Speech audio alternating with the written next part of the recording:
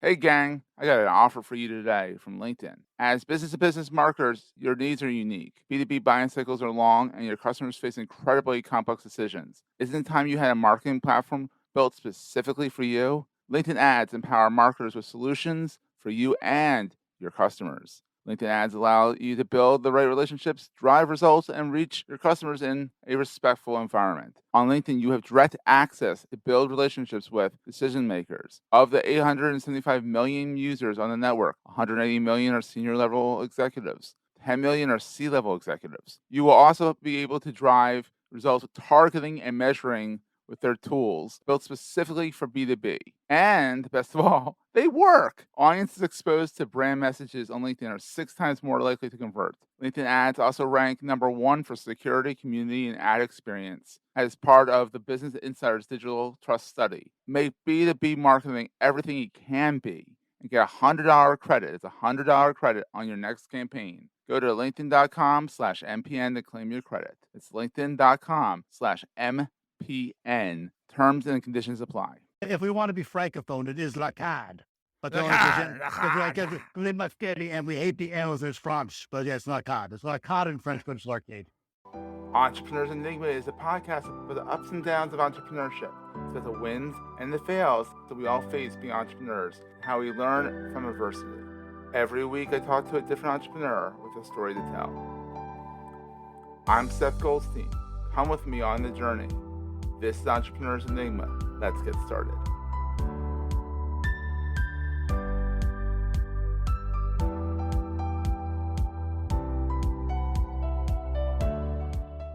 Hey everyone, welcome to another edition of the Entrepreneurs Enigma podcast. I'm Seth, as always, has not changed. I'm here with a good buddy of mine, Christopher Larcade. Larcade. I'll keep the fun stuff at the beginning of the show before the intro, so people can get the joke. That's what I get. Yeah, Larcade. I will invade your company and I will rule you if that happens as well as Larcade. You did a little too well, buddy. Well, I've often aspired to be a third world dictator. I just couldn't find the gig. There you go. All right, so Chris is the chief bottle washer, the chief dictator over at Synergy Sales Consulting. Correct. I'm slowly transferring a branding change over to Synergy Sales Advisory. That we're gonna roll that out. How fancy! Ooh la la! I know, yeah. That's all going to be my fancy francophone self. But I am the chief bottle watcher. It's just one bottle, but I wash it well. So yeah, well, that's there what you I go. do. There you Absolutely. go. Absolutely. And so you're busy being a fractional sales VP, and you also help people figure out how to do sales, which you would think is not hard to do, but when you think about it, sales is really hard to do if you think about it the wrong way. When I look to engage with company owners and CEOs to look overall what their entire process is, both from a marketing and a sales standpoint. I would swim in the marketing lane. I don't do that. Yeah. I leave that to better professionals such as yourself, Seth. Oh, well, thank you. But I look at where are their pressure points? What are they really doing? And how can I lead in to help?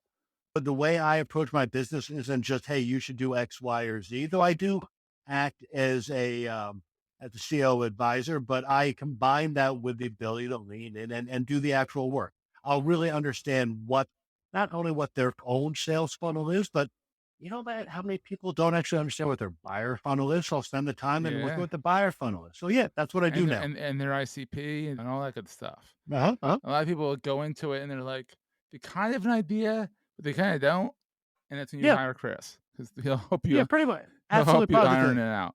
I hope so. That's my goal. My goal is to really try to serve. My transition out of corporate life, and we'll get to that, was really, how do I be the person, and Seth, you've heard me say this a bunch of times, how do I be the person my dog thinks I am? That's the goal. And still move forward and do the things that I enjoy doing in a manner in which this is, you've heard me say this too. I'm full of great little snippets, but at the end of the day, I have more sunsets behind me than sunrises ahead. Well, so how depressing. Do I? Well, no, but it's true, right? I played a numbers game. I'm 55, right? Yeah. I followed the dead for a good 8 years. So think now, this is back in my teen years, but I think the chemicals are finally purging from my system. Well, at the end of the day, I'm not going to see a 3-digit birthday, probably. I think it'd be great if I did. You never know. At that point, everyone else around you is dead. So do you really want to reach a 3-digit? No, that's a fair point. But what do I do that provides value to Mm. myself and my inner person, as well as the people I'm engaging with as I Mhm. move forward. So that's part of what kind of gets me to motivated each and every day in what I do. I love that. We're gonna take a quick break, hear from our sponsors, and get right back to the show. Hey there, it's Jason Falls. If your company or maybe one of your clients sells to marketers, you look for advertising channels that guarantee business marketers are paying attention, right?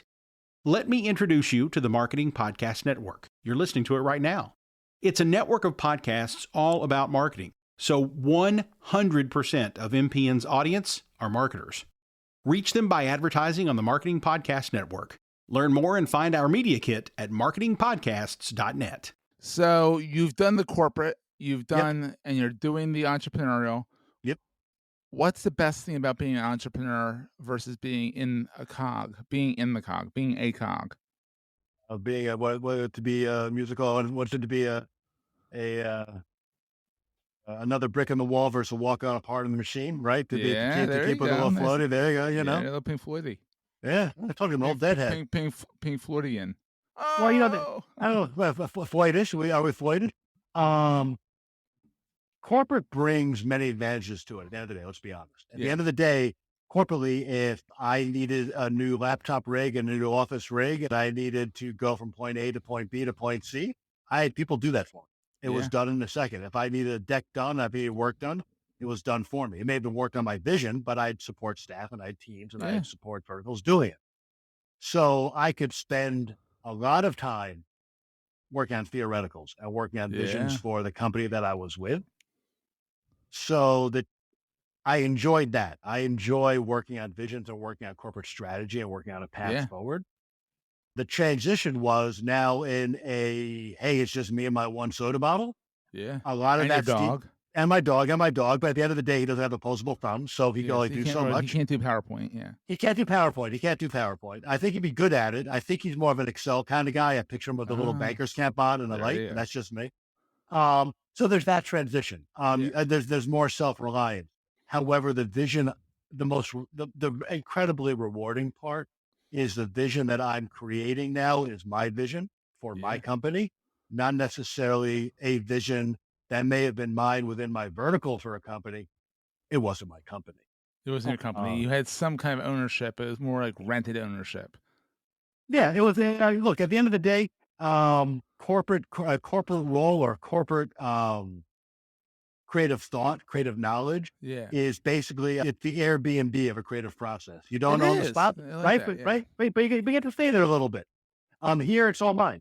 Yeah, And though when I did corporately, I'm pretty confident I help people around me, I help my clients. yeah, I enjoy what I do now immensely more because I really get to see the impact and the positive. And look, I'll be the first to admit it's an ego feed, right? oh, But to have someone come up and tell me, whether it be an owner or CEO or a team member, says, thank you. You've given order and structure and some sanity back to my life, and I can now enjoy a weekend.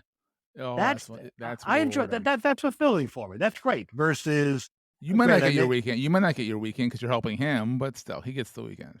yeah, but he gets this weekend. That's okay. I'll balance it out, but I would lose my weekends corporately too, Yeah, and I just get lost in the machine.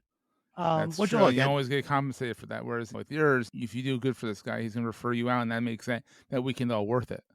it does in terms of absolutely positively because it's about paying it forward from an Mhm. entrepreneurial standpoint. I do believe very much in we need to pay it forward and we need to approach everything that we do from a point of service, right? I love it. Well, it is. It's from a seller point of view. Everything that I look to do first and foremost as a service for my engagements, and I really try to put forward that notion with the clients that engage with me, that they should be looking, how can they serve their clients? Because once you understand how Absolutely. to serve the clients, you stop selling, you start serving, and then you start selling more. Yeah, Look, this is not an original idea to Larcade, yeah, but it's true. So that's how I approach my business. I think gone are the days, the meticulous selling of the churn and burn, glass eating, Glengarry, Glen Ross, yeah, copies for closers, always be closing. First prize is what? First prize is Cadillac. Second prize is second steak knives. Third prize you're fired. Those days are gone. and they should be gone how we interact in general. But so that's a long-winded answer for you. I know you'll edit that down. I love it. You're filling up the time, and I love it. I hate when people come on, they're one-word answers. I'm like, expound, please expound. So I knew I could get you to expound quite easily. So what's the scariest thing about being an entrepreneur? What keeps you up at night? Keeping the pipeline going, my own pipeline going, right? You get it, right? Yeah. I feel good about it. I use the CRM. I mean, I see it, and it's there, and it makes sense. And as I transition, I'm transitioning to a slightly different model. That doesn't concern me. But that's there. Okay, let's keep this pipeline going. And look, I'm always questioning myself. I had a friend call it, there's a psychological term for it called the imposter syndrome. Yeah, we all face it. Yeah. I believe so passionately in that I need to be providing the correct value for my clients' investment. Because at the end of the day, because look, I'm working small to mid-sized businesses. None of these people are listed, right? This is all money literally out of their pocket.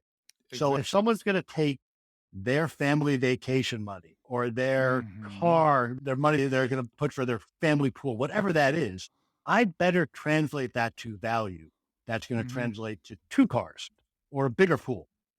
So that keeps me up at night. Am I consistently doing the right thing? Now that becomes somewhat detrimental in that then has me working on projects at 5 and 6 in the morning. But oh God, yeah. But that's okay. But sometimes you're more up at that hour. You're more fresh at that hour than at 11 o'clock at night. So 1,000%. Oh, I think as you know, I'm in the city. I enjoy the city in the middle of the morning because it's quiet. But that's what keeps me awake. Is A, am I keeping my pipeline going, and B, am I giving all the value that I should be giving to my clients on a regular basis? And if I'm concerned about that somewhere, how can I lean in more? I love that. Yeah. So what is the most important thing to carry with you all the time? The obvious, sure, but your phone. Everyone says your phone. Yeah, that's obvious. I think intellectually, I carry with me, and I think it's always important to carry with you, the idea that when you stumble or trip or make a mistake, it's an opportunity for improvement, not an opportunity. It's not inherently a horrific thing. It's an opportunity for change, because the positive only reinforces who we are, which is good and great. Yeah. So I carry that forward, especially when times become, when work or life around you can become difficult. And the other thing is also philosophical. And you've heard me say it a gazillion times. I really do want to be the person my dog thinks I am. That's important to me. I mean, but philosophically, right? Because dogs look at humans as these perfect individuals, and one's perfect. So not, Absolutely. We're completely fallible creatures. But how do I continue to deserve that idealism? And it's more of a philosophical comment. And physically, I really can't think of anything that I have. I always seem to wear a bracelet of some kind. Yeah. So maybe that. I wear a watch occasionally. I go up at my place on weekends, and my cell phone doesn't work, and that's great by me. I have Wi-Fi where I go. Middle of nowhere, New York. I love it. Yeah, absolutely, positively, man. I think we do need to disconnect. I don't need to get hippy drippy and get back to nature, but I think the amount of electronic pressure that comes in on us on a daily, weekly, and weekend basis needs to be managed, because it impacts our productivity and impacts our relationships, both professionally and personally. So for me, I choose to disconnect and not shave and hang out in the woods for a weekend. Back out like a lumberjack and then hurt yourself trying to shave. Absolutely, positively. Give it a little stubble. Absolutely. I think giving space is important. I think I try very hard outside of client interactions to really manage my emails by that 8-12-5 standard. Yeah, I try. My text, it doesn't. Well, but I'll say this: do we end up creating for ourselves a self-fulfilling prophecy in so much that if we respond at 10:30 in the morning, people are going to expect us to respond at 10:30 in the morning. But if we respond in general at 8, 9, 12, and 5, which is what I do, outside of I watch it. But look, responding to emails, we're going to finish this up, and I will spend the next 45 minutes hammering through emails. Yeah. If I did that all day, it's a constant distraction. So anyway, I'm off on a tangent. But anyway, no, tangents are good. Tangents are good. Yeah. So here's a question for you.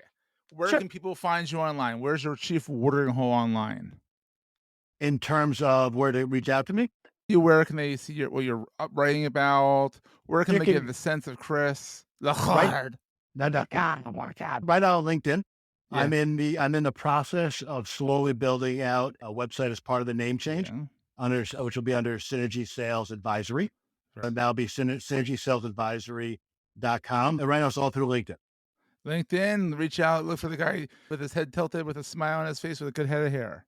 Thank you, man. And here's the interesting thing. I always do a head tilt. I don't know why I do a head tilt. I It's find myself good. always, basically like my mother burned into me when I was a kid. Lean in and do this.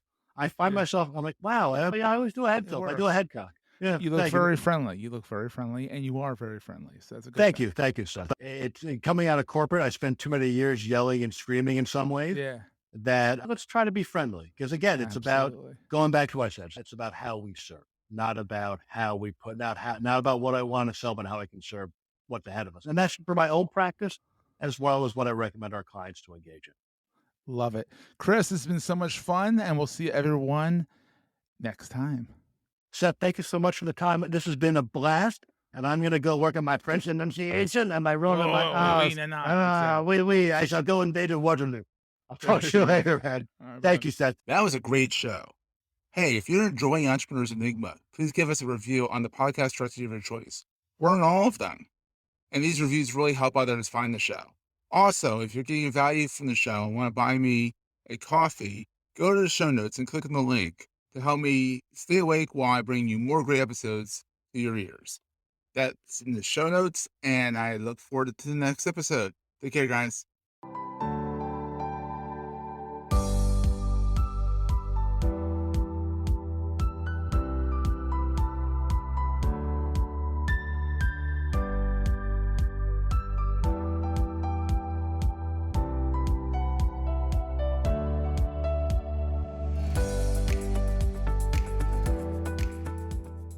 Goldstein Media hopes you have enjoyed this episode. This podcast is one of the many great shows on the MPN Marketing Podcast Network. This podcast is heard along the Marketing Podcast Network. For more great marketing podcasts, visit marketingpodcasts.net.